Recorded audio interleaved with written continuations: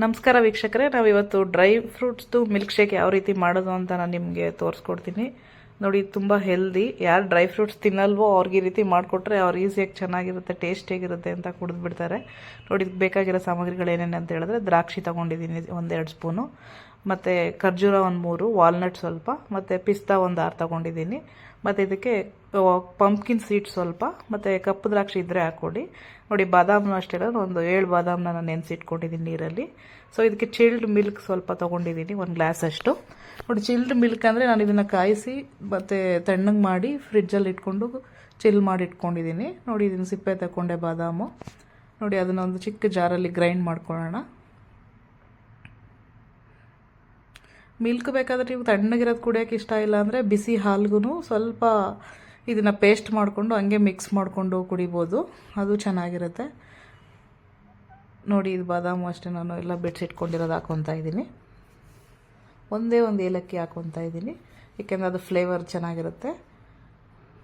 ನೋಡಿ, ಇಷ್ಟನ್ನು ನಾವು ರುಬ್ಕೊಳ್ಳೋಣ. ಅಂದರೆ ನಾವು ಡ್ರೈ ಮಿಕ್ಸೇ ಮಾಡ್ಕೊಬೇಕು ಸ್ವಲ್ಪ. ಇದು ಫಸ್ಟೇ ಹಾಲು ಹಾಕ್ಕೊಂಡು ಮಿಕ್ಸ್ ಮಾಡ್ಕೊಂಬೇಡಿ. ನೋಡಿ, ಈ ರೀತಿ ಡ್ರೈ ಮಿಕ್ಸ್ ಮಾಡಿದ್ರೆ ಒಂದು ಸ್ವಲ್ಪ ಇದಾಗುತ್ತೆ. ಅದಕ್ಕೆ ಸ್ವಲ್ಪ ನಾನು ಸ್ವಲ್ಪ ಹಾಲು ಹಾಕಿ ಪೇಸ್ಟ್ ಥರ ಮಾಡ್ಕೊಂಡಿದ್ದೀನಿ. ನೋಡಿ, ಡ್ರೈ ಮಿಕ್ಸ್ ಆದಮೇಲೆ ನಾನು ಹಾಲು ಹಾಕ್ಕೊಂಡಿರೋದು. ನೋಡಿ, ಈ ರೀತಿ ಚೆನ್ನಾಗಿ ಮಿಕ್ಸ್ ಮಾಡಿಕೊಂಡು ನಾನು ಇಬ್ರಿಗಾಗುವಷ್ಟು ನಾನು ಇವಾಗ ಮಾಡ್ಕೊಂಡಿದ್ದೀನಿ. ನೋಡಿ, ಅದನ್ನು ನಾವಿವಾಗ ಸರ್ವ್ ಮಾಡ್ಕೊಳ್ಳೋಣ. ನೋಡಿ, ಆ ಪೇಸ್ಟ್ ಇದೆ ಅಲ್ವಾ, ಆ ಪೇಸ್ಟನ್ನ ಸ್ವಲ್ಪ ನಾನು ಒಬ್ರಿಗಾಗುವಷ್ಟನ್ನು ಒಂದು ಅರ್ಧ ಪೇಸ್ಟನ್ನ ನಾನು ಇವಾಗ 1 ಗ್ಲಾಸಲ್ಲಿ ಹಾಕ್ಕೊತಾ ಇದ್ದೀನಿ. ವೀಕ್ಷಕರೇ, ಇದು ತುಂಬ ಹೆಲ್ದಿಯಾಗಿರುತ್ತೆ, ತುಂಬ ಒಳ್ಳೆಯದು ಕೂಡ.